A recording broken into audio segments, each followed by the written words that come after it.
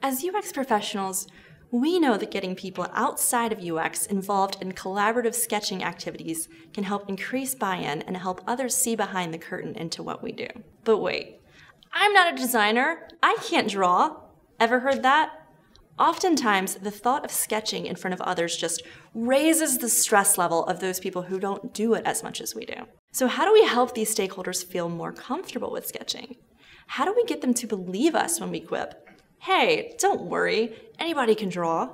Well, I have a formula for you that will help you plan in advance to keep even the biggest protesters calm and open to sketching activities. The first variable, fat markers.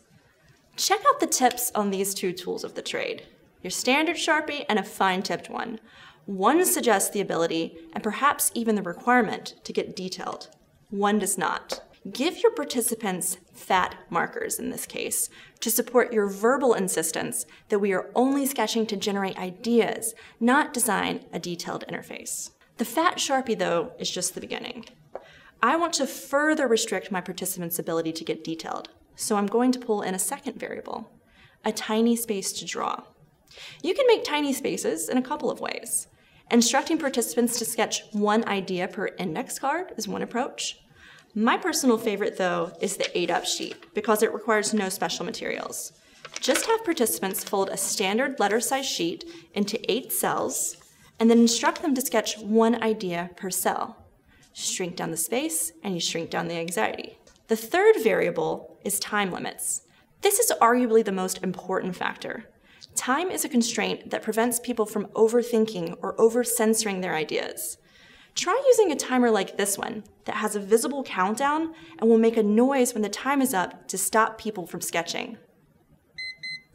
Finally, ugly examples. When we're first introducing sketching activities to participants, we often put up examples of finished sketches to help people understand the end goal. That's great, but often we do it with a fatal flaw. Beautiful, neatly composed sketches. Like, look at this sketch. It's lovely, right? But putting up sketches like this as an example sends the silent message, make this thing look good or we're gonna judge you.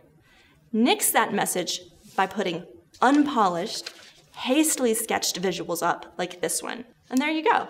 4 simple variables that you can combine to help stakeholders feel at ease while sketching. With their powers combined, you'll be able to get fat markers and great ideas flying in no time.